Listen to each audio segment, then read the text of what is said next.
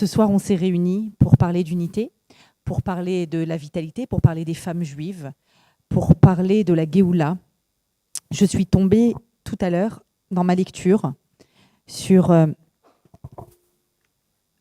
passage dans ce livre. C'est le livre qui a été écrit par le Rav Tertal, qui a succombé aux nazis en 1944. Mais avant, quand il était caché dans un grenier, il a eu le temps d'écrire ce livre pour demander pardon à ses élèves. Pardon. On le trouve sur Amazon. Il a dit pardon à ses élèves, pardon de ne pas vous avoir dit de monter en Eretz Israël, pardon de ne pas avoir réveillé votre amour d'Eretz Israël, pardon de ne pas vous avoir protégé. Et il écrit un livre entier pour expliquer pourquoi la Géoula passe et par le peuple juif, et par sa vitalité à travers la Torah, et par son lieu, Eretz Israël. Il raconte qu'en 1914, donc on est bien avant la Shoah, il y a une rencontre entre un rabbi Teitelbaum et un rabbi de Belz.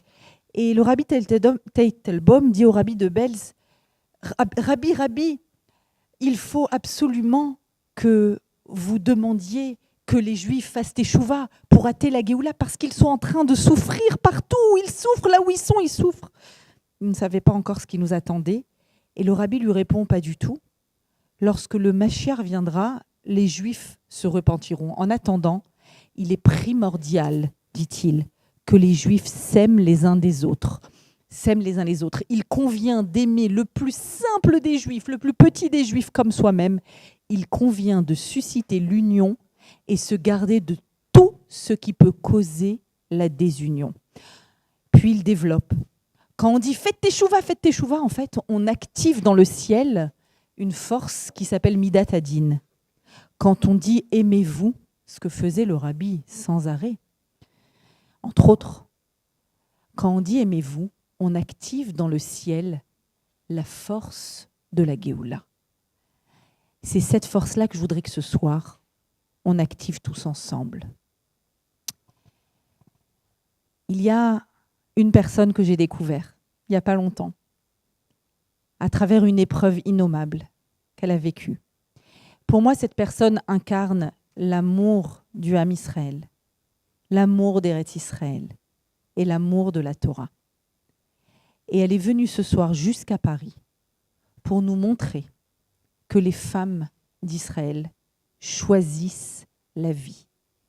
À Pessah, après Pessah, Kafret Nissan, il y a 1 an et demi, elle est maman de 2 jeunes enfants, de 2 petites filles. Quand elle apprend que son cher mari, Nachman, s'est battu pour le Ham Israël jusqu'à y laisser sa vie. Il a rendu son âme pure à Akadosh Baruch Hu. Elle est venue ce soir pour nous raconter l'histoire du Ham Israël, de Eretz Israël et de la Torah d'Israël. Johanna, je veux un tonnerre d'applaudissements pour toi. Levez-vous, levez-vous. Quelle sroute on a. Quelle sroute. Quelle sroute. Quel mérite on a d'avoir la représentante à Paris de ces 3 piliers. Tu incarnes pour moi, Johanna, tu incarnes ces 3 amours. Tu incarnes pour moi Rav Kook, le rabbi de Lubavitch et le Chazon Ish. Tu incarnes pour moi la force vivante, la chayout du Ham Israël. Et t'avoir vu vivre ce que tu as vécu et choisir la vie et choisir de partager la vie et de dire à toutes les femmes, mesdames, vous êtes vivantes, vous avez à l'intérieur de vous une vitalité à partager. C'est un honneur pour nous de te connaître. Je vais vous dire comment j'ai connu Johanna et elle va vous raconter. J'ai connu Johanna quand j'ai amené un groupe de jeunes filles en Israël et je l'avais connue par les réseaux. Ça, c'est l'aspect positif des réseaux, l'aspect ultra positif des réseaux, parce qu'il y en a tous les outils qu'Akadosh Baruch Hu, le rabbi nous a appris ça. Quand Hachem il met un outil sur terre, c'est que ça va servir au klal Israël. Et ça sert. Et donc, j'ai connu Johanna et nous l'avons invitée lors de ce séjour. Elle est venue à Har Herzl nous parler de Nachman et nous parler d'elle, nous parler de leur couple, nous parler de sa reconstruction. Et c'était un moment suspendu. Et maintenant, je suis heureuse de te recevoir ici, Johanna. Donc pour celles qui ne me connaissent pas, je m'appelle Johanna Hertz, j'ai 29 ans. Je suis la maman de Abigail et Talia, qui ont 6 et 3 ans. Et il y a 1 an et 9 mois, le jour de Yom HaShoah, le jour de la commémoration de la Shoah en Israël, j'ai perdu mon mari à la guerre, à Metula, dans le nord d'Israël. Et pour tout vous raconter, ce jour-là, avant que les 3 soldats viennent m'annoncer la terrible nouvelle, j'étais à la maison et je me suis réveillée et je sentais que j'étais fatiguée. Je sentais que mon nefesh, l'intérieur de moi-même, genre je commençais vraiment à fatiguer de cette guerre. Pour vous dire un peu, mon mari il est parti le 7 octobre directement, en plein Shabbat, en plein Simchat Torah. Et il est parti directement. Et comme je vous dis, moi je suis montée en Israël il y a 10 ans, mais à l'époque du coup ça faisait 8 ans. Et j'avais jamais vécu une guerre de près comme ça. Donc c'est vrai que quand j'ai vu mon mari le 7 octobre partir sans peur, sans rien du tout, en sachant exactement ce qu'il allait faire, j'étais très très surprise, très fière évidemment. Mais on va pas se mentir que voilà, j'étais quand même française, je suis née en France. Il y avait beaucoup de peur. Et voilà, je commençais vraiment à fatiguer quoi, le jour où on m'a annoncé la nouvelle. Donc Nachman, il était parti le 7 octobre. Il a été 3 mois et demi à Gaza. Et ensuite, il est rentré à la maison. Et ensuite, il est reparti à Metula. Donc c'était vraiment court, quoi. C'était très très intense.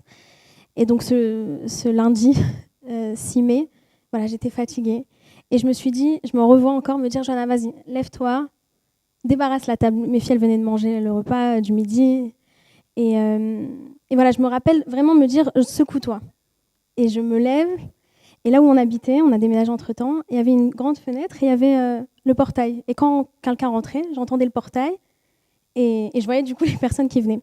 Et ce lundi-là, j'entends le portail qui s'ouvre et je vois 3 Chayalim. Et bon, quand on est en période de guerre comme ça, on comprend directement. Et pour dire vraiment ce que j'ai ressenti à ce moment-là, c'est mon cœur qui lâche, mais vraiment qui lâche parce que je comprends directement. Et je sens qu'il y a tout qui lâche. Je sens que ma tête, elle part très vite. Il n'y a aucune logique. Comment c'est possible? Il était à Gaza. Il est rentré, il n'y a rien eu du tout. Et là, il a mis tout là, c'est en Israël. À l'époque, il n'y avait pas encore il n'y avait pas de problème. Il n'y avait pas encore la guerre avec le Liban, vraiment. Je comprends rien. Et je me revois ouvrir la porte à ces 3 Chayalim, leur faire non de la tête, parce que vraiment, la tête, elle ne suivait pas. Et je me rappelle que donc, la femme me dit oui, elle me prend les mains parce qu'elle voit que j'ai compris directement. Et je sors et je regarde le ciel directement. Je dis, vraiment, je hurle et je dis, mais Hachem, mais comment c'est possible?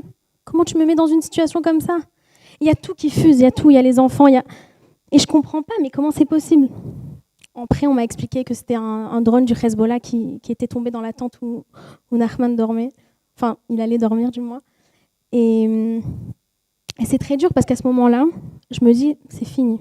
Sur mon visage, il n'y aura plus trop de sourire. Toute ma vie, c'est fini. Il n'y a plus rien. Il n'y a plus rien qui existe. À quoi bon? Et je me rappelle pendant les Shivas, c'était très dur. C'était très dur. Jamais j'aurais imaginé enterrer mon mari. Et je me rappelle pendant les Shivas que mes filles, elles jouaient tranquillement. Et bref, elles ont rigolé, elles ont fait une blague et je me vois en train de rigoler. Et directement, j'ai la honte qui monte et je me dis, comment tu peux rigoler alors que Nachman, il est mort il y a 3 jours, 4 jours? Et directement, j'ai eu un flashback de Nachman quand il était rentré de Gaza. J'étais fatiguée, comme je vous ai dit, c'était vraiment une période un peu stressante en Israël, bien que la vie en Israël, quand vous arrivez en Israël, ça reste la joie. Ils ont tout fait. Vraiment, les Chayalim qui sont sur le front, c'est pour que nous, en tant que citoyens, on vive, on soit bien. Et mon mari, il rentre à la maison, et il me dit, Johanna, qu'est-ce qu'il y a? Et je fais, comment ça, qu'est-ce qu'il y a? Je fais, Nachman, je suis inquiète pour toi. Ça fait 3 semaines que je t'ai pas vu. Là, tu me dis que tu rentres 48 heures et tu repars. C'est dur. Et lui, il me regarde et me dit, Johanna, non, c'est interdit ce que tu fais. Toi, tu vas sortir, tu vas dépenser de l'argent, tu vas sortir avec tes copines, tu vas tout faire. Nous, c'est ce qui nous donne de la force pour combattre. Sinon, on ne peut pas, on n'a pas de force. On veut que vous sortiez, que vous soyez bien. Et directement, pendant le Shiva, j'ai eu un flashback et je me suis dit, c'est interdit ce que je fais, je dois me relever. Pour Nachman, je ne peux pas être en hébreu en jean smart, je ne peux pas être une serpillière. Je ne peux pas, je suis obligée de me relever. Et j'ai compris vraiment très rapidement que que Nachman, il attendait pas de moi que je sois la Almana Shrora, la veuve noire, qu'on a peur de lui dire, qu'on veut pas l'approcher tellement que ça effraie, parce que ça fait peur.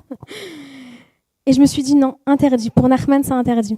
Pour vous raconter un peu, il y en a certaines, je pense, qui connaissent l'histoire, mais Nachman et moi, depuis le début, c'était spécial. Moi, je suis montée en Israël presque à 19 ans, et j'ai rencontré Nachman quand j'avais 20 ans. Et en fait, moi, donc, j'étais au Shirut Leomi, c'est service civique en Israël. Donc, ça faisait une petite année que j'étais en Israël. Et en Israël, donc, il y a la Tachana Merkazit de Jérusalem, c'est là où on prend les bus. Et mon frère, à l'époque, il était à l'armée. Et j'allais le voir le Shabbat quand il sortait. Et lui, il était dans le nord d'Israël. Donc, je vais pour prendre mon bus. Et là, je vois une femme comme ça qui donne des petites bougies pour le Shabbat. Et je me dis, bon, je vais lui donner un peu de tzedaka. J'ouvre mon portefeuille et je vois que j'ai pas grand-chose. Je me dis, bon, j'ai un long chemin, je vais en acheter un sandwich. C'est pas grave la prochaine fois. Et je passe devant elle comme ça avec mon portefeuille. Et je vois qu'elle me regarde. Et bon, moi, je suis vraiment un peu stressée. Mon portefeuille, il est tombé. Maintenant, elle voit les pièces, je vois les pièces, je me dis, bon, je vais lui donner et tout. Je lui donne les pièces, elle me regarde, elle me dit, colle à cavote, ça dit qu'à bravo. Dis-moi, tu veux te marier? Donc, je regarde, je fais, quel rapport? Quel rapport? Alors, je dis, oui, il va se rattacher, Mokoulam, comme tout le monde. Alors, elle me dit, elle ouvre son sac rempli de bazar, elle me sort un petit papier, elle me dit, écris ton nom et ton numéro, je connais quelqu'un de super. Maintenant, une fois de plus, je la regarde, je fais, quel rapport? Qu'est-ce que tu veux de moi? Mais je sais pas, en Israël, il y a quelque chose de spécial, il y a quelque chose de, je sais pas, vraiment un truc où il y a une zrima comme ça, où tu y vas. Donc je lui laisse mon numéro de téléphone et mon nom. Et puis elle rentre dans son sac comme ça et j'y pense même plus. Pour moi, ça va avoir aucun impact sur ma vie. Et puis Shabbat, il passe. Et le dimanche, je suis au Shirut Leomi, je finis à 16h, je vais pour prendre mon bus. Et là, je reçois un appel. Et je vois un numéro que je ne connais pas. Directement, je me dis, c'est sûr, c'est elle. Et je commence à angoisser. Et je me dis, mais quelle folle, mais pourquoi j'ai donné mon vrai numéro? J'aurais pu donner n'importe quel numéro. Et je réponds pas. Et elle rappelle. Au bout de la 3e fois, je réponds. Je me dis, bon, moi, j'ai fait tchouva. Donc, j'étais vraiment dans une période un peu Breslev, comme ça, où j'écoutais beaucoup de shiurim, beaucoup de cours. Et il te disait que des fois, Hachem, il t'envoie des cadeaux et toi, tu décides de pas voir. Et je me suis dit, bon, on sait jamais. Et puis, ça se trouve, c'est même pas elle. Je réponds au téléphone. Et elle me dit, aïe, Zot Shula. C'est Shula de la Tachana Merkazit de là où on s'est rencontrés. Et elle me dit, écoute, je suis exactement là avec le bachour, avec le jeune homme. Est-ce que tu veux lui parler? Je dis, mais de quel bachour? De quoi elle me parle? Qu'est-ce qu'elle veut? Alors elle fait, qu'est-ce que tu t'en fiches? Parle-lui au téléphone. Je me dis, bon. Donc elle lui donne le téléphone. Et là, c'est Nachman qui répond. Et on commence un peu à parler. Et puis je vois qu'il a une voix sympathique. Nachman, il vient d'une famille française, mais lui, il est né en Israël. Donc son hébreu, son français, il est approximatif. Mais on parle un peu. Je me dis, bon, vas-y, je m'en fiche. Pourquoi pas? On se rencontre le mercredi. Et puis directement, on voit que ça match. Et moi, je lui dis, mais Nachman, comment tu connais Shula? Et lui, il me dit, mais je la connais même pas. Moi, je l'ai rencontré le jeudi. Il me raconte que lui, l'a rencontré le jeudi. Que lui, il était après l'armée. Et il faisait la sécurité là-bas. Et elle est venue le voir. Elle a dit, il y a quelqu'un qui veut voler mon sac. Aide-moi. Et donc, Nachman, directement, c'était comme ça, c'était vraiment un gibor comme ça. Il attendait pas, il allait direct. Il lui a donné une chaise, il lui a donné une boisson chaude. Il s'est inquiété pour elle. Il a dit, ne t'inquiète pas, personne ne va rien te voler. Et ensuite, elle lui a dit, dis-moi, tu veux te marier? Et voilà. Et du coup, le dimanche, quand il a vu, il a dit, j'ai trouvé ta kala et tout. Et lui, il était en mode, quelle kala? De quoi tu me parles? Et c'est comme ça que ça a marché, et qu'on s'est rencontrés. Et il m'a dit, mais tu sais que Johanna, j'étais à 2 doigts de refuser. Je me suis dit, quelle folle laisse son numéro à une femme comme ça. Mais je me dis qu'à ce moment-là, Hachem, il avait vraiment... C'est pour vous dire à quel point vraiment Hachem, il a été directement une Ashgacha pratit, il était avec nous. C'est-à-dire que c'est incroyable. J'aurais pu rêver cette histoire qu'elle ne serait pas arrivée comme ça. Genre, c'était tout exactement. Donc, dès le départ, moi, j'ai senti Hachem très, très fort dans notre relation, et même lui. Au début, d'ailleurs, on ne racontait pas l'histoire. On s'est dit, tant qu'on n'est pas mariés, on ne raconte pas. Après, on a commencé à raconter. Mais c'était très fort. Avec Nachman, on avait vraiment construit quelque chose. On avait un amour pur. Et vraiment, je le souhaite à chacune. Il y avait le respect. On avait vraiment, c'est-à-dire que sans se le dire, on avait des règles à la maison qui étaient très claires de ne pas hausser le ton, de ne pas mal se parler. Parce qu'on sait très bien que les choses comme ça arrive. Très vite, on prend des mauvaises habitudes. Et c'était juste se construire. Et Nachman, il était vraiment comme ça. J'ai beaucoup, beaucoup, beaucoup appris de lui. C'est qu'il ne voulait pas rester là où il était. Ça n'existait pas pour lui. Il voulait tout le temps évoluer. Quand on avait une dispute, parce que, comme tous les couples, on se disputait, tout le temps, il essayait de voir, OK, comment moi je m'améliore. Et du coup, forcément, moi, ça m'invitait aussi à faire pareil et à me travailler, parce qu'au final, quand on se marie, c'est pour ça, c'est pour chacun se travailler. Et Et c'était incroyable. Et tout ça pour vous dire que quand Nachman il est parti, très vite, je me suis dit, mais Nachman, il était que bon. Je peux pas, moi, maintenant, j'ai un rôle à jouer. Je peux pas jouer la personne qui s'efface, qui n'existe plus, alors que Nachman, il était tellement bon. Je veux pas montrer ça, je veux le respecter. Et c'est là où j'ai compris que, ok, j'ai un rôle à jouer. Je savais pas encore, surtout que voilà, j'allais venir comme ça et parler devant des femmes, mais j'ai compris très vite qu'il fallait que je me relève.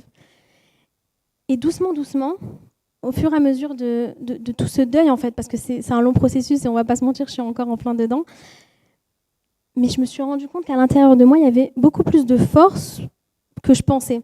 C'est-à-dire que je me rappelle qu'avant, avant que Nachman y meure, et Chas Veshalom, vraiment que personne connaisse un tel Nisayon, mais je me disais, à chaque fois je priais, je disais Hachem, tu pourras pas me faire ça parce que tu sais très bien que je pourrais pas aller à mode baiser. Je me rappelle de mes prières, elles étaient vraiment comme ça. Et quand il est rentré de Gaza, j'ai dit merci mon Dieu, tu vois, je savais, genre tant mieux que t'es là, tant mieux qu'il est rentré Nachman, parce que je savais que moi je pourrais pas. Et 1 an et 9 mois après, je me rends compte que waouh, combien, Chas Veshalom, j'ai l'impression de devoir être là pour dire, faut pas attendre un Nisayon comme ça, faut pas attendre une épreuve qui vous déchire de l'intérieur pour vous rendre compte de vos forces. Il faut maintenant se lever et s'en rendre compte que chaque femme qui est ici, elle a en elle un potentiel énorme. Et trop souvent, on a tendance à rester comme ça dans nos zones de confort et se dire que non, ça, c'est pas pour nous, on peut pas. Alors que si, bien sûr que si. Chacune peut demain se réveiller avec une énergie de malade et dire tous mes rêves que j'ai envie de faire, je les fais. Je dis pas que ça sera facile. Moi, je vous témoigne qu'aujourd'hui, c'est 1 an et 9 mois. C'était pas facile. Mais j'ai senti à l'intérieur de moi que j'avais le choix. Que moi, le Nisayon, bien sûr que j'ai pas choisi Chas Veshalom. Vraiment, Hachem Ishmor. Mais très vite, j'ai compris que j'avais le choix, moi, de me réveiller et de me dire, ok, comment moi je veux me réveiller de tout ça? Quel exemple j'ai envie de donner à mes filles? J'ai 2 filles, Baruch Hashem, 2 Bnot Israël. Quelle mère j'ai envie de leur montrer? Et ça me donnait tellement de force. Et je pensais à Nachman. Je pense que dans la vie, on doit tous avoir un exemple. Une femme, un homme, peu importe, mais quelqu'un je dirais pas qu'on vénère, parce que très souvent, quand on vénère une personne, on a l'impression qu'on ne peut pas arriver à son niveau, mais plus une personne qui nous inspire et qu'on sait qu'on peut arriver à son niveau. C'est-à-dire que ça nous donne Voilà, on est inspiré par cette personne, mais c'est quelque chose d'atteignable, c'est pas quelque chose qui est trop haut. Et j'ai vu Nachman, et je me suis dit, vraiment, Nachman, il a commencé sa vie.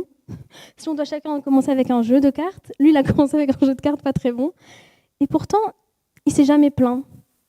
Il s'est jamais trouvé d'excuses. Il s'est jamais servi de ce qu'il avait vécu pour dire oui, tu comprends comme moi j'ai eu ça et ça, alors je me comporte comme ça. Jamais, j'ai jamais entendu ça chez Nachman. Nachman, c'était toujours comment moi je me révèle, comment je suis encore mieux. Comment je me lève, comment je suis un meilleur mari, comment je suis un meilleur papa. Et c'était incroyable comment il avait ces midotes en lui. Et c'était du travail, parce que je sais que c'est pas quelque chose qu'il a reçu comme ça, c'est qu'il a travaillé vraiment très fort. Et c'est pour ça que ça enlève tous ces trucs de dire j'ai de la chance, alors du coup c'est pour ça que je réussis ou quoi. Non, lui c'était vraiment je réussis parce que je travaille. Il y a pas et parce que je crois en moi et je crois en Dieu. Je sais qu'Hachem il me laisse pas. Et pendant tout ce deuil, je me suis rendu compte que Hachem il m'a pas laissé un seul instant. Et très souvent on m'a demandé mais Johanna, comment t'as encore la Emouna? Et je me dis mais comment me pose cette question? Hachem il est là à chaque moment. Il m'a jamais laissé. Le Nisayon ça a été une claque, clairement. Mais ça montre qu'Hachem, il voulait que je me bouge. Et que peut-être ma mission, elle était autre part au final. Et aujourd'hui, avec du recul, et plus j'avance, et plus je me dis, ça me fait mal, Nachman. Mais grâce à Dieu, j'ai eu de la chance de l'avoir 7 ans. 7 ans et demi même.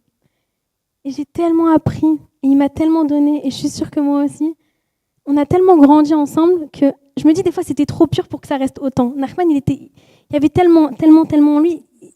Sa Neshama, elle était tellement spéciale que je me dis, c'est pour ça, 31 années de vie, et merci mon Dieu, il a laissé beaucoup. Et ça, je m'en suis rendu compte après la Shiva. Et je me suis d'ailleurs rendu compte aussi après la Shiva de... Nachman, c'était quelqu'un de très humble. Il racontait jamais ses succès, c'était pas quelque chose qui l'intéressait.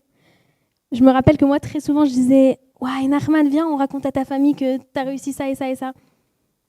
Et lui me disait, pourquoi faire? Pourquoi il cherchait pas le kavod, vraiment. Lui, ça l'intéressait pas du tout. Et c'est après la Shiva que je me suis rendu compte encore plus de tout ça. Parce que les gens, ils venaient, ils me racontaient des histoires que je connaissais pas du tout. Je disais, quoi, mon mari? Moi, je savais comment il était à la maison, mais quoi aussi? Dans les études, dans les trucs, il était à ce point bon avec tout le monde, mais d'où il avait le temps de tout faire? Et en fait, je me rends compte que c'est de là où on doit vraiment apprendre de toute cette histoire, c'est que Nachman, il savait les forces qu'il avait en lui. Il savait qu'il pouvait arriver. Nachman, donc il a grandi c'était pas facile, il a quitté la maison très rapidement, à 14 ans. Et vraiment, il aurait pu être rien. Il aurait pu se laisser aller, il aurait pu vraiment se laisser aller. Et pourtant, lui, il a décidé à 18 ans de s'engager à l'armée. Et quand il s'est engagé, l'armée, ils lui ont dit toi, ton bagage et tout, on va pas te mettre combattant, c'est difficile un peu avec une arme, on ne sait pas si on va faire confiance. Nachman, il a dit quoi, ma pitom, moi je veux être combattant. Il s'est battu avec l'armée, c'est pas évident, il s'est battu avec eux, finalement, il était combattant, il a réussi à être combattant, pas dans n'importe quelle unité, Baruch Hashem les parachutistes. Et il n'a pas lâché. Maintenant, si vous aviez vu ça de l'extérieur, vous auriez dit mais t'as aucune chance, pourquoi tu te bats? Parce que lui, il croyait, il savait qu'il allait arriver. Donc Baruch Hashem, il a été combattant, il a fait ses études, pareil, il n'avait pas de bac, il n'avait rien du tout. Et pourtant, pareil, il a tout fait, il a galéré au début, il a dû tout refaire après le mariage, toutes les études pour pouvoir rentrer en architecture. Il s'est battu, il a réussi parce qu'il croyait en lui. Et je trouve que c'est tellement beau de voir ça, qu'il n'a jamais lâché. Et chaque chose qu'il a obtenue, c'est grâce aux efforts qu'il fournissait. Et je me dis des fois, waouh, il y a tellement de fois où on reste dans notre zone de confort, alors qu'on pourrait aller tellement plus loin, mais il faut aussi sortir et il faut se travailler. Et vraiment, Hachem, il nous met sur terre, pas pour se dire, vas-y, kiffe tes vacances, kiffe tes trucs. On doit travailler nos midotes. Si une personne sait qu'elle est un peu, je sais pas, elle sait qu'elle a de la colère ou qu'elle est un peu nerveuse ou qu'elle manque de patience, etc., Hachem, il veut bidou que là, tu travailles sur toi. Et moi, toute cette année, c'est ce que je me suis rendu compte. Pour celles qui me connaissaient avant sur les réseaux sociaux, je parlais beaucoup d'organisation. Je me rappelle quand Nachman il est mort, c'était juste avant Yom HaAtzmaut, donc le jour de l'indépendance en Israël. Et je me rappelle qu'on était en train de prévoir justement Yom HaAtzmaut. Donc, quand il est mort, je me suis dit, mais attends, tout ce que j'avais prévu et tout. Et Hachem, il voulait que je casse tout ce truc de... Moi, c'est pas moi qui décide. Anilom Nalet et Taolam, je viens pas pour diriger le monde, je viens pas pour diriger... Hachem, il a des plans exactement et il faut lui faire confiance. Et du coup, vraiment, pendant toute cette année et 9 mois, je me suis rendu compte de ces forces-là et je me suis dit, je dois, moi, venir témoigner et dire aux femmes, mais rendez-vous compte de vos forces et n'attendez pas, Chas v'Shalom, un événement tragique. Réveillez-vous maintenant et juste brillez parce qu'on a tellement de choses à apporter. Et je vois en Israël les femmes qui sont incroyables. Je vois d'ailleurs dans le Yishuv où j'habite à côté de Jérusalem, ces femmes que tous les maris, moi dans mon Yishuv, presque vraiment tous les hommes, ils sont tous partis en Milouim pendant le début de la guerre. Mais comment les femmes entre elles étaient fortes. Je me rappelle il y a une femme qui est venue et qui nous a fait un cours de Krav Maga pour au cas où ça devait dégénérer. Et je me dis, mais c'est quoi cette force? C'est incroyable. Et il faut s'en rendre compte. Et moi, dans tout ce chemin-là, je me rends compte aussi que ce qui m'a beaucoup, beaucoup aidée, c'est que même quand j'étais dans l'obscurité, c'était de voir des points de lumière. Il y a beaucoup de points de lumière. C'est juste qu'il faut voir quelles lunettes on décide de mettre. La personne qui veut voir que sa vie, elle est nulle, qu'il n'y a que des catastrophes, elle va voir que ça. C'est triste, mais c'est vrai, elle va voir que ça. Par contre, la personne qui décide que même dans l'obscurité, même quand il n'y a rien qui va, oh, il y a une petite lumière, elle attrape fort et croyez-moi qu'elle va voir que ça après. Et moi, c'est exactement ce qui s'est passé. Je peux vraiment vous témoigner plein de choses qui se sont passées pendant ces 1 an et 9 mois où il y avait des moments très, très durs. Et pourtant, je sentais Nachman très proche. Et pourtant, je sentais qu'Hachem, il était tout le temps avec moi. Il y a un exemple que je donne très souvent, mais parce pour moi, il est très parlant. C'est le jour de l'enterrement de Nachman, avant de l'enterrer. Je suis allée voir son corps.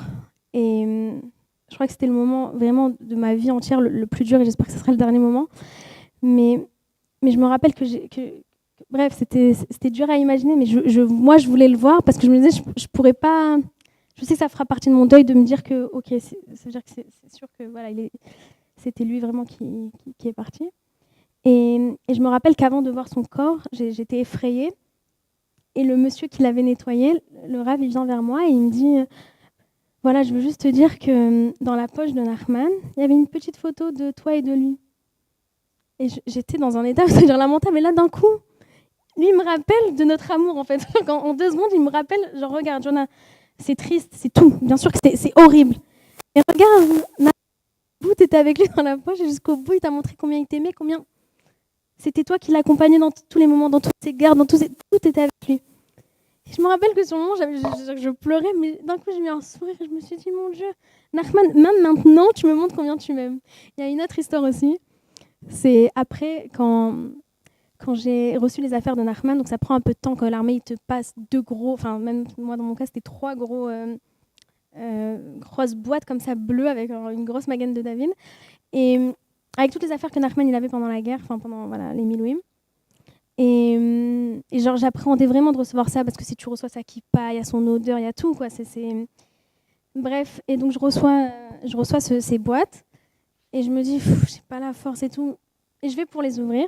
Et la femme elle m'avait expliqué avant que dans les enveloppes c'est tout ce qu'il y avait dans ses poches à Nachman. Donc c'est les effets les plus personnels qu'il avait sur lui. Donc évidemment j'ai vu la photo. Ce qui est incroyable aussi dans la photo c'est que c'est une toute petite photo de Nachman et de moi. Et Nachman, c'est un drone qui l'a tué, donc imaginez, bref, Hachem Ishmor. Donc il y a eu beaucoup de feu, et pourtant notre photo, elle est restée intacte. On voit sur le côté comme ça, mais nos deux visages, ils sont intacts. C'est incroyable, c'est vraiment un miracle. Et donc dans les enveloppes, il y avait tout ce qu'il y avait dans ses poches. Et j'ouvre les enveloppes. Et moi, avant que Nachman, quand il y a eu la guerre qui a éclaté, je disais à Nachman, s'il te plaît, mets dans tes poches de la tzedaka, mets dans tes bottes de la tzedaka et dis que quand tu rentres à la maison, tu donneras la tzedaka. Comme ça, c'est sûr. Et je disais toutes les sgoulottes qu'il y avait, je lui disais fais ça. Comme ça, t'es sûr. Maintenant, Nachman, il rigolait. Il me disait Johanna, si Hachem il a décidé comme ça, c'est comme ça. Et moi, je disais Hachem, je m'en dis surtout pas ça. Fais ce que je te dis et tout. Et lui, bon, il disait jamais oui, je fais ce que tu dis. Il n'était pas comme ça. Encore, c'était quelque chose, vraiment une mida de lui, que tout ce qu'il faisait, c'était en cachette. Quand j'ai reçu ses affaires personnelles, je me suis rendu compte que dans les enveloppes, il y avait une tonne de tzedaka dans ses poches. Il y avait une tonne de Pirkei Teilim, il y avait le Tikkun HaKlali. Et même là où j'étais dans un moment hyper triste, j'ai commencé à rigoler. Je me suis dit, Nachman, genre, t'es pas possible. Genre, même là, tu m'accompagnes. Mais c'est pour vous dire à quel point, dans ces moments-là, j'aurais pu juste m'accrocher au fait que j'ai reçu les affaires de Nachman et c'est tragique parce que c'est vraiment tragique. Ou alors, je peux voir aussi les cadeaux. Et je pense que peu importe l'épreuve qu'on vit, là vraiment je parle à chacune, peu importe, parce qu'évidemment, on vit tous des épreuves. Mais on peut s'accrocher à la lumière parce qu'il y en a toujours. Mais il faut mettre les bonnes lunettes et des fois, ça demande un effort. Mais une fois de plus, on vient ici sur Terre pour se travailler. On ne vient pas pour juste kiffer. Bien sûr qu'il y a le kiff, ce n'est pas une vie de souffrance. On n'est pas comme ça. À Israël, on n'est pas comme ça. Il y a le kiff. Mais aussi le travail sur soi. On est obligé. Et quand tu comprends en fait qu'un Isaïon, une épreuve, c'est Hachem, quand il nous envoie ça, il nous dit « Je vous invite à grandir, je vous invite à évoluer, je vous invite à... » Vraiment, genre, à vous développer vous-même. Et malheureusement, parfois, on est obligé de passer par cette épreuve-là pour grandir. C'est dommage. Et je me dis des fois, je suis obligée, moi, de venir maintenant, de dire, n'attendez pas l'épreuve, faites maintenant, grandissez. Prenez maintenant sur vous quelque chose de petit. On ne demande pas. Des fois, c'est un trait de caractère. C'est pas forcément une mitzvah. Chacune sur ce qu'elle doit faire. Des fois, c'est même pardonner à quelqu'un, par exemple. On a une grosse colère et, ok, je prends sur moi. Je me rappelle au tout début, quand Nachman est mort, je me suis dit, moi, ce que je vais prendre sur moi, c'est qu'en voiture, je ne veux plus m'énerver. C'est très dur de ne pas s'énerver en voiture quand il y a quelqu'un qui te double. Eh bien, c'est mon effort pour Elohim Nishmat de Nachman. Et je me dis que c'est des petits pas. On n'a pas besoin de faire un truc de malade. Je ne vous dis pas demain de... Mais un petit pas, Hachem, il voit tout. Et c'est merveilleux. Et donc vraiment, de voir le bien, ça m'a beaucoup aidé. La gratitude, dire merci sans arrêt. J'ai l'impression que plus je disais merci, plus j'avais de raison de dire merci. C'est incroyable, c'est-à-dire que vraiment ça va ensemble. C'est vraiment un cercle vertueux. Et aussi, je me suis rendu compte de combien âme Israël, on est âme de l'espoir, de l'espérance.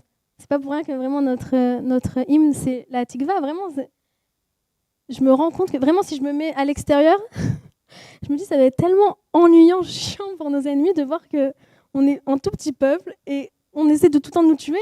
Ils meurent jamais, c'est pas possible. Genre, au bout d'un moment, c'est quand que ça... Non, pourquoi ? Parce qu'Am Israël, c'est vraiment le peuple de l'espérance. Et dans toute cette année et 9 mois que j'ai eu, je me suis rendu compte que j'ai jamais perdu l'espoir. C'est-à-dire que je me rappelle que c'est marrant parce que pile poil, c'est au moment où il y a une chanson hyper que vous avez dû entendre aussi qui est sortie, c'est Hachem Tamid Ohev Oti ve'Irak Tov. Il n'y aura que du bien pour moi. Et je me revois encore mettre cette musique à fond à la maison avec mes filles qui dansaient et ma petite de 3 ans qui disait Raktov, il y a les Raktov. Parce que c'est ce qu'on veut, on veut s'envoyer à nous-mêmes que du bon. Et d'ailleurs, je vous conseille à chacune d'écouter cette musique à fond et de vous le dire, de prier pour vous-même qu'il y ait Raktov, bien sûr qu'il y ait Raktov, la malo. Et je me rappelle que même quand j'étais au plus bas, à l'intérieur de moi, j'avais un espoir qui m'a jamais quitté. Des fois, tu te dis c'est ouf parce que des fois, genre, je pleurais, mais et pourtant, il y avait toujours l'espoir à l'intérieur de moi. Je me disais ça ira si Dieu veut. Je sais pas comment, mais ça ira. Je me rappelle vraiment, j'ai toujours cru que je me suis dit, Hachem, comment il m'a envoyé Nachman? Comment on avait une belle vie. Hachem, il m'a jamais laissé. Donc oui, là, il m'a fait une sale claque. Mais à quoi ça va me servir maintenant de me demander 1000 ans pourquoi et pourquoi et pourquoi? Ça va ou me faire reculer. Souvent, quand on a une épreuve et qu'on se dit mais pourquoi Hachem m'a fait ça, mais pourquoi, ça ne nous sert à rien. On n'a pas besoin de savoir pourquoi. Franchement, entre nous, le pourquoi, maximum, ce qu'il y a à vous faire, ou vous retardez ou vous laissez sur place. Dommage. Moi, j'ai très vite compris que le pourquoi, il me rendait tellement triste que ça me servait strictement à rien. Je me suis dit, maintenant, je ne vais pas voir pourquoi. Moi, je vais voir comment je vais me faire ma vie trop bien. Comment je vais donner à mes filles une super bonne éducation. Comment je vais être une maman bonne. Avec Nachman, on avait tellement des valeurs comme ça où on voulait une maison, une baïte de Simra, où il n'y a que la joie qui règne. Et ça m'a donné mais tellement de force. Je me suis dit, Nachman, il n'est pas là physiquement, mais Rouhani, son roi, il est toujours là, il est toujours avec nous, c'est pas fini. Et ça m'a donné de la force de continuer que notre maison, ça soit une maison que de joie. C'était pas toujours facile, mais voilà, on était dans ce truc-là parce qu'il y avait toujours l'espoir que ça ira, que si Dieu veut, ça ira, que déjà maintenant, on a une petite Géoula. Chaque jour, c'est une petite Géoula. Chaque jour, voilà. Et ça m'a beaucoup, beaucoup, beaucoup aidée. Et donc, pendant l'année de Nachman, j'ai essayé vraiment de faire des choses pour lui. Nachman, il avait construit, juste avant qu'il parte, 2 mois avant qu'il parte, il avait construit un mangal, un barbecue. Un jour, il m'avait ramené un cumulus à la maison et j'ai dit, oh, il va voir, qu'est-ce qu'il fait? C'est quoi ce cumulus? Il m'a dit, Joanna, tu vas voir, avec ce cumulus, je vais faire un barbecue. Moi, je vois le cumulus, je me dis, mais qu'est-ce qu'il veut de moi? Bon, ok, Nachman, il était très bricoleur, il faisait plein de choses. Il a construit un barbecue. Et je me rappelle, quand il a fini de construire le barbecue, il m'a dit, Joanna, tu verras, avec ce barbecue, on va inviter plein de gens, il y aura une tonne de joie, ça va être trop bien. Et je me rappelle vraiment de ces mots. Et finalement, on l'a utilisé 2 fois. Pour Pourim, on a invité des amis, c'était super sympa. J'ai une photo de Nachman où on voit le nachat sur lui, on voit qu'il est bien. C'était vraiment 2 mois avant qu'il parte, c'est incroyable. Et ensuite, avant qu'il parte à l'armée, pour le deuxième CVEV, on avait fait aussi un barbecue. Et quand il est mort, pareil, d'un coup, je me suis dit, le pauvre, le barbecue, il n'a même pas pu en profiter vraiment alors qu'il avait plein de projets. Et je me suis dit, ok, c'est moi qui vais faire ça. Maintenant, entre nous, moi, je déteste la viande, j'aime pas forcément les grillades et tout. Mais je me suis dit, bon, allez. Donc, tous les mois, tous les Rosh Chodesh, on a organisé un barbecue. Maintenant, c'est incroyable parce qu'on a organisé avec la famille de Nachman, avec ma famille à moi, avec la tsevet de Nachman. Faut savoir que la famille de Nachman, ils sont plutôt Haredim. Nous, ma famille à moi, on est plutôt sionistes religieux. Et la tsevet de Nachman, c'est que des personnes pas du tout religieuses. Et on était tous ensemble autour d'un barbecue. On se dit, c'est incroyable. Et pourtant, on était tous en train de rire et de vivre en l'honneur de Nachman. Et je me suis dit, c'est exactement ce qu'il aurait voulu. De voir, parce que Nachman et sa tsevet, et les gens de l'armée, ils étaient... Maintenant, c'est marrant parce qu'on voit les gens de l'armée, il y a quelqu'un qui a plein de tatouages sur lui. Tu te dis comment ça marche avec Nachman qui est plutôt en mode sioniste religieux plus. Et pourtant, ça matchait bien parce qu'il y avait cet amour du âme. Cet amour de, toi, tu as tes idées, tu es un peu smolani, tu es un peu gauchiste, mais on est frères, alors on s'aime, il n'y a pas... Et c'est dommage que des fois, c'est qu'en période de guerre où on se dit il n'y a pas le choix d'être ensemble qu'on est ensemble. Des fois, je me dis, ouf, il faut maintenant qu'on apprenne, parce qu'Hachem, il nous met tout le temps dans le Nissan pour se rendre compte de réveillez-vous, c'est maintenant qu'on doit être ensemble. Dans tous les cas, pendant 1 an, tous les Rosh Chodesh, on s'est retrouvés. C'était même incroyable que ça marchait, qu'on arrivait à organiser ça et que tous les mois, on se retrouvait en l'honneur de Nachman. Et on a fait ça pendant 1 an. Et ensuite, quand l'année de Nachman est passée, c'était pile poil avec l'Iran et c'était pile poil au moment où moi, je devais déménager. Maintenant, pour vous dire, le déménagement, c'était quelque chose que j'appréhendais parce que de Nachman, je n'avais rien touché pendant 1 an. Sa brosse à dents, elle était toujours au même endroit. Et je me suis dit, ouf, Hachem, comment tu me fais ça qu'en même temps, il y a le déménagement, en même temps, il y a l'Iran, donc tout le monde est chez soi. Il faut savoir que quand il y a eu l'Iran, c'était vraiment... C'était compliqué en Israël, on va pas se mentir. Donc, d'un coup, je me suis dit, purée, Dafka, le déménagement, je dois le faire un peu toute seule. Mais quand j'ai fait le déménagement, j'ai compris qu'en fait, non, parce que j'avais besoin, moi, d'avoir mon nid de beau des doutes, mon moment seul, où je trie les affaires de Nachman, où je me rends compte, où je pleure beaucoup, où c'est encore une sale claque, mais je devais passer par là. Et après l'année, quand on a été dans la nouvelle maison, je me suis dit, waouh, je commence vraiment à sentir le vide, mais en mode maintenant, j'ai besoin d'avancer là. J'ai senti que j'aurais besoin d'avancer. Je ne savais pas exactement comment l'expliquer, mais j'ai senti dans mon cœur quelque chose qui me disait, tu ne peux plus rester là à cette position, il faut que tu montes d'un level. Et je me rappelle, c'est très personnel ce que je me dis, c'est très intime, mais je vais quand même vous raconter. Parce que je pense que Amen, Alvaï, que ça puisse aider certaines femmes qui peut-être passent par moi, ce que je passe du tout le veuvage, ou peut-être par le divorce, je sais pas, Chas v'Shalom, mais à ce moment-là, j'ai senti que mon cœur, il pouvait plus être toute seule. Je pouvais plus. Et je suis allée sur la tombe de Nachman et j'ai pleuré. Et je lui ai dit, Nachman, il n'y a que toi, si Dieu veut, qui peut m'emmener quelqu'un de bien. Il n'y a que toi qui sais exactement ce qui sera bon pour nous. Et vraiment, c'est-à-dire que c'est fou quand on y repense, mais je suis allée sur la tombe de Nachman pour lui demander, envoie-moi quelqu'un d'autre. Mais je savais que qui mieux que lui. Et pendant l'année de Nachman aussi, ce que je vous ai pas dit, c'est que j'ai ouvert un podcast où je parlais en hébreu et aussi j'ai fait quelques épisodes en français où je parlais de toutes les midotes de Nachman parce que je pense qu'on peut beaucoup apprendre de lui, de tous les traits de caractère qu'il avait, de sa vie en général.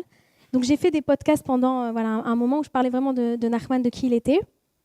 Et du coup, là, donc ça faisait partie aussi de tout ce qu'il y a eu pendant l'année. Et du coup, bref, on a déménagé. Et à la même période, un peu avant le déménagement, il y a un rêve qui m'appelle et qui me dit, voilà, Johanna, moi je suis veuf, je me suis remariée et on aimerait te rencontrer. Et moi, j'ai dit, non, j'ai pas la force de tout ça. Genre vraiment, avec Nachman, c'était tellement bien. Comment je peux avoir quelque chose de mieux? Maintenant, quand on y pense, on se dit, mais Johanna, tu saoules tout le monde avec la Emouna. Comment tu peux dire que ça y est, ta vie là, j'avais 28 ans, du coup. À 28 ans, ça y est, c'est finito. Je me suis dit, je suis vraiment de nature, je suis tellement positive et tout que je peux pas me dire que ça y est, c'est finito. Donc j'ai dit, bon, qu'est-ce que j'ai à perdre de l'écouter? Donc il est venu à la maison. C'est incroyable d'ailleurs en Israël, tout ce chesed qu'il y a. C'est-à-dire que lui, c'est quelqu'un qui a vécu une histoire horrible. Il a perdu sa femme de la maladie. Mais il a décidé de choisir encore la vie. Et là, il choisit encore plus la vie parce qu'il se dit que toutes les almanotes, toutes les veuves d'Israël, il veut leur faire écouter l'histoire. Il dit pas, juste il vient et il raconte comment lui, il a ouvert son cœur. C'est incroyable, tu te dis, c'est quoi cette histoire? Donc il est venu à la maison, ils sont restés pendant 3 heures, lui et sa femme, et ils m'ont parlé. Et moi j'ai posé mes questions, et des fois des questions un peu indiscrètes, comme, tu l'aimes vraiment elle? Et je me suis rendu compte de combien, mais bien sûr que c'est possible. Vraiment, Hachem, il nous a mis à l'intérieur de nous une neshama qui brûle d'envie de vivre. Et moi, c'est ce que j'ai ressenti pendant toute cette année. Pendant l'année du deuil de Nachman, j'ai sauté en parachute. J'ai fait des trucs incroyables parce que j'avais envie de vivre, de sentir, de ressentir, d'être là vraiment. Je ne vous dis pas qu'il faut sauter en parachute pour vivre. Mais ce que je veux dire, c'est que vraiment, j'étais dans ce truc-là de je ne veux pas perdre une seconde. J'ai envie de faire tous mes rêves, tous mes trucs. Et j'étais vraiment là. Et je me suis dit, Nachman, c'était exactement ce qu'il avait. C'était qu'il vivait là maintenant. Il ne ratait pas une seconde. Du coup, je les ai écoutés. Et à la fin que j'ai parlé avec ce Rav et sa femme, qui sont vraiment de Sadikim, que Dieu les bénisse, ils m'ont dit, Johanna, on pense à quelqu'un pour toi. Et je me suis dit, ah non, pas du tout. Il y a une limite entre écouter, accepter à la rigueur, et vouloir vraiment passer directement à l'action. J'ai dit, non, là, je dois déménager. Donc, c'était juste un peu avant le déménagement. Je fais, là, je dois déménager et tout. Pas du tout, pas maintenant. Je crois que l'Iran, ils nous ont attaqué le vendredi, et ça, c'était le mercredi, un truc comme ça. Bon, bref, c'était vraiment très proche. Et du coup, directement après cette conversation avec eux, il y a eu l'Iran, il y a eu et j'ai l'impression qu'Hachem, il me disait, Johanna, réfléchis, genre ouvre ton cœur. Bref, donc quand j'ai déménagé, quand il y a eu tout ça, donc c'était fin juin, début juillet, ils m'ont recontacté, ils m'ont dit, Johanna, je sais pas où t'en es et tout, mais on pense vraiment à quelqu'un pour toi. Et moi, je me suis dit, bon, jusqu'à maintenant, j'avais eu quelques propositions avant ça, mais à chaque fois, je disais non, pas du tout, je veux pas savoir. Je voulais même pas savoir les détails de la personne parce que je me disais, je suis pas là. Et là, c'est la première fois que je me suis dit, bon, je suis prête à écouter les détails. Et donc, on m'a dit, voilà, il s'appelle Shachar, il a ton âge, il est célibataire. Et je me suis dit, je l'ai directement arrêté, le monsieur. Je lui ai dit, mais Rav, mais il a mon âge, il est célibataire, pourquoi il veut se mettre avec une veuve? Vraiment, il me colle à cavote. Qu'il aille avec quelqu'un de célibataire, c'est beaucoup plus simple. Il m'a dit, non, il a écouté tes podcasts. Je fais, comment ça, il a écouté? Non, c'est les podcasts où je parle de Nachman, ouais. Il me dit, il a écouté tes podcasts, Mamash, il veut te rencontrer. En fait, je me dis des fois qu'Hachem, on fait quelque chose, on ne sait pas l'impact que ça a. Moi, sur le moment, je sentais qu'il fallait que je fasse un podcast sur Nachman, que je raconte sur lui. Jamais j'aurais pensé que quelqu'un du nom de Shachar allait tomber amoureuse, j'exagère, mais ouais, allait aimer ce qu'il entend et vouloir rencontrer, voilà. Bref, dans tous les cas, je me suis dit, ok, pourquoi pas, ok, on Bezrat Hachem. Au même moment, j'ai mon oncle qui est décédé, on a voyagé en France avec mon frère. Et quand on est rentré, je me suis dit, yalla, je le rencontre.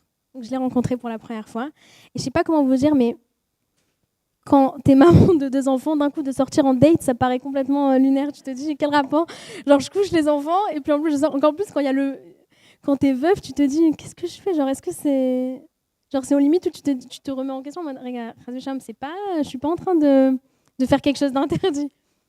Donc c'est beaucoup de travail. C'est pour vous montrer qu'encore ici, pourquoi je vous raconte tout ça, c'est pas pour raconter ma vie, mais juste pour vous dire que même dans ces moments-là, c'est très dur. Il faut sortir de tout ce qu'on connaît, de tout ce qui paraît réel, de tout ce qui paraît normal, casser toutes ces midotes et accepter de sortir avec quelqu'un d'autre qui n'est pas Nachman et que tu es folle de Nachman et tu te dis, moi j'aimerais là être maintenant avec Nachman. Mais tu acceptes le plan d'Hachem parce que tu sais que le plan de Dieu, c'est exactement ce qui est pour toi. Tu sais que c'est exactement ce qui est pour toi, il n'y a rien à remettre en question. Et plus tu remets en question, plus tu perds du temps, donc ça ne sert à rien. Et donc voilà, je suis sortie une première fois, une deuxième fois, etc. etc. Et doucement, j'ai appris à ouvrir mon cœur. Et c'est très dur d'ouvrir son cœur quand tu l'as donné à quelqu'un, que cette personne n'est plus là physiquement. Et Baruch Hashem, doucement, on a construit. En face de moi, j'avais une personne qui était tellement bonne et je me suis dit vraiment, Hashem, Shachar, tu me l'as envoyé, mais c'est un ange. C'est pas possible d'être quelqu'un avec autant des bonnes midotes. Et c'est marrant parce qu'ils sont très différents, Nachman et Shachar. Pourtant, ils ont des midotes tellement pures qui se ressemblent beaucoup. Et d'ailleurs, c'est marrant parce que même dans la relation que doucement j'ai construite avec Shachar, je me rendais compte qu'il y avait beaucoup de choses. J'avais l'impression qu'il y avait des clins d'œil de Nachman. Et c'est fou comment Shachar, qui est incroyable, lui-même, des fois, il me disait « Waouh, c'est incroyable, genre, tout ce qui se passe. » Et Baruch Hashem, on s'est mariés il y a 2 mois.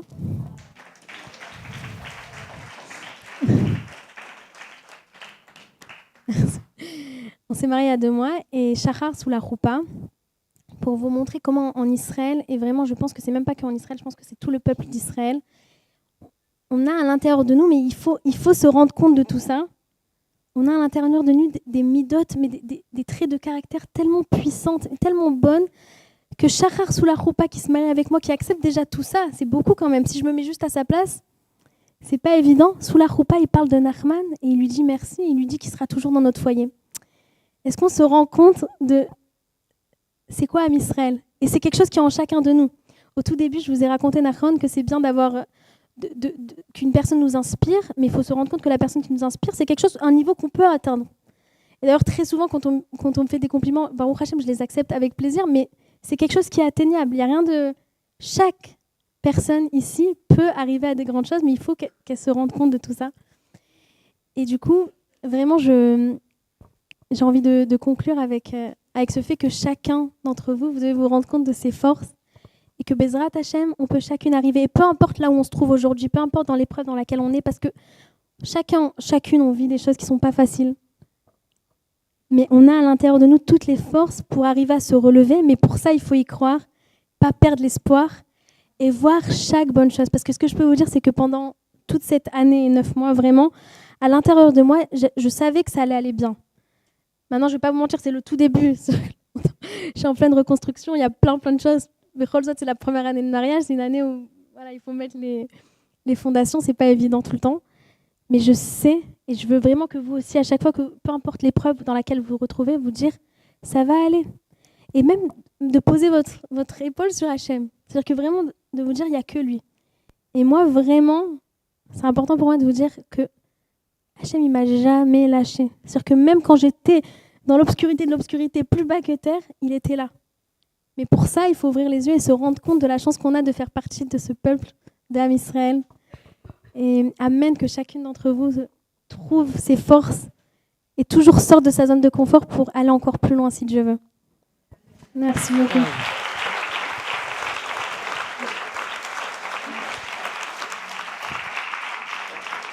Merci Johanna.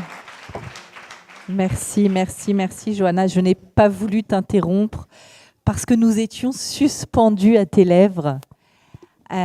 L'histoire, je disais en t'appelant que tu incarnes pour moi, tu es l'inspiration de ces 3 amours-là, du Ham Israël, de la Torah, de notre terre. Mais maintenant que je t'ai entendu, même si je connaissais ton histoire, mais tu vois, en t'entendant là, ici, dans cette phase de reconstruction, grâce à Dieu, dans laquelle tu es, tout d'un coup, j'ai vu quelque chose, mais comme étant une évidence absolue.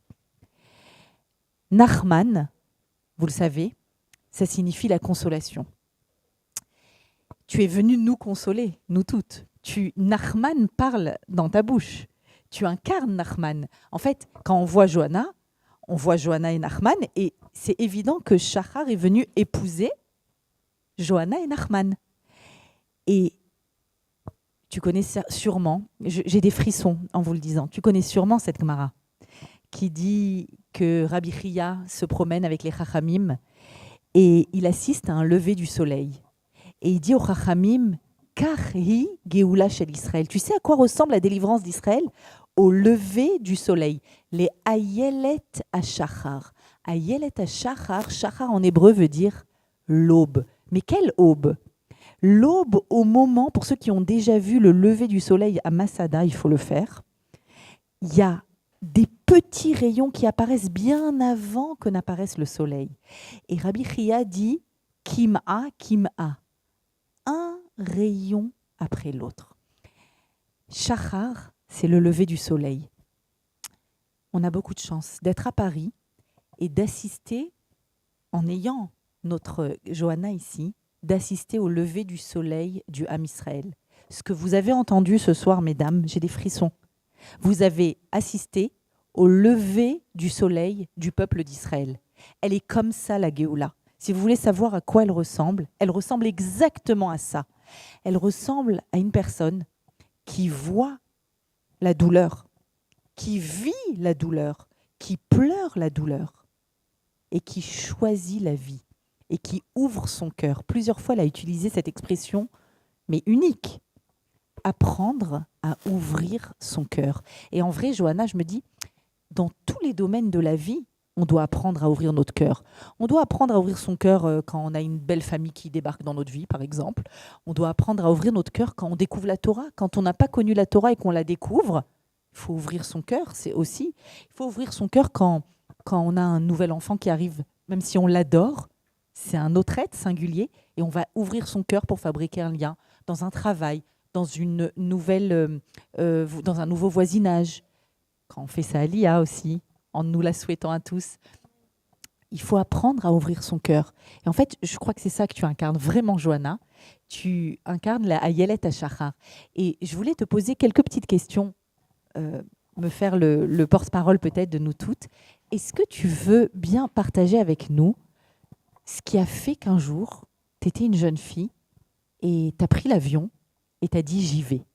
Tu connaissais pas encore Nachman et tu décides de monter dans un avion et d'aller à l'aventure. Et je crois que tu nous avais dit, même tu n'étais pas pratiquante à l'époque.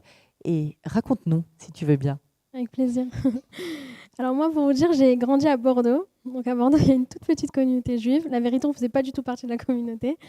On était à côté de Bordeaux. Donc j'ai vraiment grandi qu'avec des non-juifs. Et c'est vrai qu'à l'intérieur de moi, et je sais pas, je pense que c'est surtout peut-être des personnes qui savaient qui étaient juives et qui ont grandi avec des personnes non juives, c'est que je me rappelle que quand j'étais en classe, donc dans la classe j'étais tout le temps la seule juive, avec mes frères on était tout le temps les seuls, dans toute l'école d'ailleurs. Je me rappelle qu'à chaque fois qu'il y avait un sujet comme la Shoah ou Israël ou quelque chose, je sentais mon cœur qui battait très très fort. Et je me disais à chaque fois, mais c'est incroyable, c'est quoi, pourquoi ça me réveille à ce point? J'entends Israël, j'entends truc, ça me réveille à ce point. Donc moi, j'ai grandi dans une famille pas religieuse, mais c'est vrai qu'on a toujours eu les valeurs du sionisme, on était pratiquants light, mais voilà, on était toujours très fiers. Je me rappelle que ma mère tout le temps nous disait, soyez fiers d'être juifs, c'est pas du tout quelque chose qu'il faut cacher. Mais on n'avait pas la pratique. Et tout a commencé en vrai avec mon grand frère David, que Dieu le bénisse, que très rapidement, il a décidé de monter en Israël. Il avait en lui quelque chose de très fort, c'est-à-dire qu'on était entouré que de non-juifs. Et je me rappelle une fois, il avait 14 ans, moi j'en avais 12. On était au collège et c'était juste au moment où il y avait, la guerre pour Dursi ou quelque chose comme ça. Bon bref, c'était un peu chaud. Et à chaque fois que c'était chaud en Israël, c'était chaud dans la cour de récré. Et je me rappelle que David, il est venu me chercher, mon grand frère, et il m'a dit, Johanna, vite, on rentre à la maison. Il y a un arabe qui a ramené un truc pour nous cramer, genre de l'essence. Et j'étais en mode quoi? Bon, je me rappelle courir. Et je me rappelle mon grand frère David arriver chez nous, où on était vraiment éloignés complètement, et dire à ma mère, non, il avait dit comme ça, tout le monde fait des différences juifs, pas juifs. À partir de maintenant, je garde le lait et la viande. Je sais pas quel rapport, mais en tout cas, c'est ce qu'il avait dit. Et je me rappelle de ce premier truc. Et après, très rapidement, c'est très fort ce que tu racontes. C'est très fort, c'est-à-dire que c'était en lui. Et c'est vrai que je pense que moi, ça a beaucoup influencé moi. Il y a un lien, c'est-à-dire faire la différence, c'est-à-dire apprendre à faire la différence entre les choses. Dans le judaïsme, on fait tout le temps la différence. Le matin, on dit à Noten la servibina. On veut distinguer le jour de la nuit et on distingue le lait et la laine, on distingue le lait et la viande, on distingue Shabbat des jours de semaine. D'accord. Donc, il a dit, puisqu'on me distingue, C'est alors vraiment- je vais mettre de la distinction dans ma vie. C'est D'accord. très, très, très pertinent, je trouve. Il a fait, collègue, en fait, que tu me dises, j'avais jamais vu ça comme ça, mais ouais, d'un coup, ça prend du sens. Et c'est vrai que du coup, et donc très rapidement, il a dit, moi, à 18 ans, je partirai en Israël. Pareil, nous, dans notre entourage, j'avais ma tante et mon oncle qui étaient montés en Israël, mais on n'avait pas de famille à ce moment-là en Israël. Et il avait dit, moi, je monterai en Israël à 18 ans. Et donc, je me rappelle que dans ma famille, personne ne le prenait vraiment au sérieux parce qu'il avait 14 ans. Et à 18 ans, il est vraiment parti en Israël. Et peu de temps après, il y a eu en 2015 Tzuk-Eitan. D'ailleurs, Nachman était à Tzuk-Eitan. Et je me rappelle qu'à Tzuk-Eitan, c'était pile au moment où moi, je m'étais inscrite à l'université de Bordeaux. Et je voyais écrit de partout Free Palestine, Free Palestine, Free Palestine. Et là, ça m'a vraiment, à l'intérieur de moi, une fois de plus, je sentais quelque chose. Maintenant, je me rends compte que c'était ma Neshama qui m'hurlait de « tu restes pas ici ». Et c'est comme ça que je me suis dit, pourtant, moi, j'avais un chemin complètement différent. Et je me suis dit, peut-être que moi aussi, je monte en Israël finalement. Et c'est vraiment venu comme ça. Mais j'ai l'impression que c'était comme si Hachem, il m'avait mis l'idée dans la tête parce que c'était pas du tout dans mes plans. C'était pas comme David qui avait vraiment vécu ça intensément. Et du coup, c'est comme ça que j'ai décidé vraiment de monter en Israël. Pas comme mon frère, David, c'était comme ça, il est parti sans grand-chose. Moi, j'ai décidé de travailler un peu pour mettre de l'argent de côté. Et ensuite, je suis partie à 18 ans. Et ce qui est incroyable, parce que... 18 ans. Ouais, 18 ans et demi. Et ce qui est incroyable, c'est que dans l'avion, j'avais à côté de moi une personne qui était religieuse, et moi, du coup, pas du tout. Je vais pas mentir qu'on connaissait pas grand-chose, moi, dans ma famille. Voilà. Et quand je me suis assise à côté de cette fille, on a parlé parce qu'on avait le même âge, on faisait toutes les deux l'Aliyah seule. Et elle m'a dit... Elle m'a dit, toi, tu vas où? Donc moi, j'ai dit, moi, je vais à Tel Aviv. Et ensuite, elle m'a dit, moi, je vais à Jérusalem, je fais un séminaire. Et moi, je lui dis, c'est quoi un séminaire? Bon, je savais pas. Et elle m'a dit, et elle a commencé à m'expliquer un peu. Et ensuite, elle a commencé à me parler de plein de choses. C'est-à-dire que moi, d'un coup, j'ai l'impression, ça fait un peu illuminé de dire comme ça, mais c'est vrai, j'ai l'impression qu'il y avait une lumière et que, qu'est-ce qui se passe? Et j'ai commencé à lui poser une tonne de questions sur plein de choses que je ne savais pas, la tsniout. Vraiment, entre nous, je pensais que personne faisait Shabbat. Vraiment. Genre, je pensais pas qu'il y avait vraiment le Shabbat qui était vraiment... Il faut toujours parler avec ceux qui sont à côté de vous dans les volets là. Toujours. Je l'ai saoulée pendant presque 5 heures. Je l'ai pas lâchée et je lui ai demandé, mais vous faites quoi Shabbat? Ça veut dire quoi? Elle m'a raconté, mais tu rigoles? Elle a commencé à me raconter. Et elle était, quand j'y pense à cette fille-là, vraiment que Dieu la bénisse, elle était pchouta dans sa façon de me répondre. C'est-à-dire elle m'a pas pris de haut. Et elle était vraiment là pour m'expliquer. Genre... Une shloucha. Vraiment. C'est ce qu'on appelle une Non, shloucha. vraiment. Et comme ça, et je me rappelle qu'aprପରେ, je lui ai pris son numéro et je lui ai dit, mais attends. Moi, j'avais l'impression d'un coup, vraiment, quand on dit être samé de la Torah, d'avoir soif de la Torah, c'est ce que j'ai ressenti. Je me suis dit, j'ai besoin de plus. Extraordinaire ce que tu racontes. J'ai pris son numéro et après, on a gardé contact. Et peu de temps après, je suis allée à Jérusalem et j'ai fait un séminaire et voilà. Waouh. En fait, dans le vol El Al de ta Aliyah, tu as ouvert ton cœur. Exactement. C'est vraiment ça. C'est extraordinaire.